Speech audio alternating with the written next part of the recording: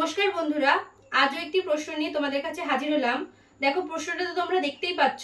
এখানে বলা আছে 96 16-র সাথে রিলেটেড, 156 26-এর সাথে রিলেটেড, 228 কোন সংখ্যাটির সাথে রিলেটেড হবে সেটা তোমাদেরকে বার করতে হবে। তাহলে আমাদেরকে দেখতে হবে আগে 96 কিভাবে 16-র সাথে রিলেটেড হলো, ঠিক সেম ভাবে 156 26-এর সাথে রিলেটেড হবে। সেম ভাবে 228টাকে বার করতে হবে কোন সংখ্যার সাথে রিলেটেড। দেখো, অপশন আমাদেরকে দিয়ে দিয়েছে 42, 6 দিয়ে গুণ করি, 16কে 6 দিয়ে গুণ করলে আমরা পাবো 96। ঠিক একই রকম ভাবে 26কেও যদি 6 দিয়ে গুণ করি তাহলে আমরা পাবো 156। তাহলে এমন একটি সংখ্যা এখানে বসাতে হবে যাকে 6 দিয়ে গুণ করলে আমরা 228 পাবো। তাহলে আমরা উল্টো করব, 228কে 6 দিয়ে ভাগ করব, করে দেখি কত হয়।